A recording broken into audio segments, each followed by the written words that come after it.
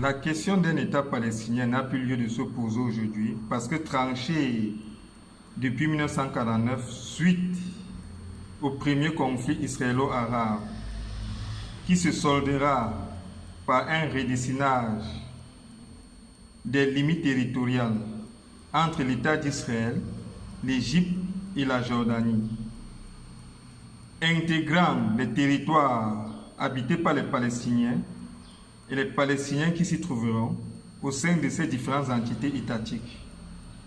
Ainsi, la bande de Gaza va intégrer le territoire égyptien, faisant des Palestiniens qui s'y trouveront des Égyptiens, même si l'Égypte va entretenir un flou sur leur nationalité.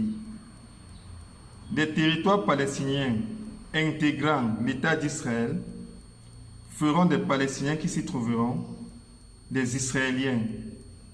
Et la Cisjordanie intégrant l'État jordanien fera des Palestiniens qui s'y trouveront des Jordaniens. Telle sera redéfinie la nationalité des Palestiniens,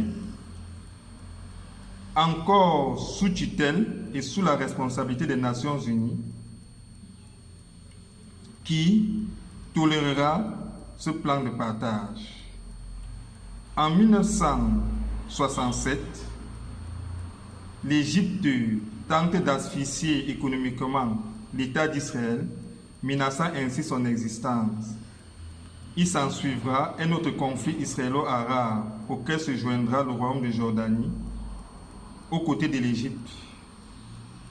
Cette agression arabe se soldera par des conquêtes territoriales par l'État d'Israël en guise de riposte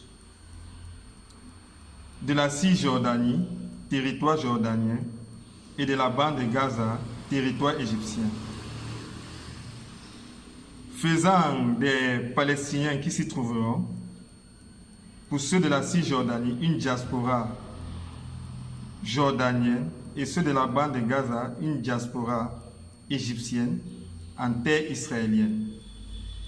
Il faut rappeler que les conquêtes territoriales de l'État d'Israël en riposte à une agression internationale est tout à fait légitime et incontestable par l'Organisation des Nations Unies, qui n'a pas contesté l'annexion du territoire allemand par la Pologne et la partition de l'Allemagne par les alliés vainqueurs de la Deuxième Guerre mondiale en riposte à l'invasion impériale nazie contre ces États.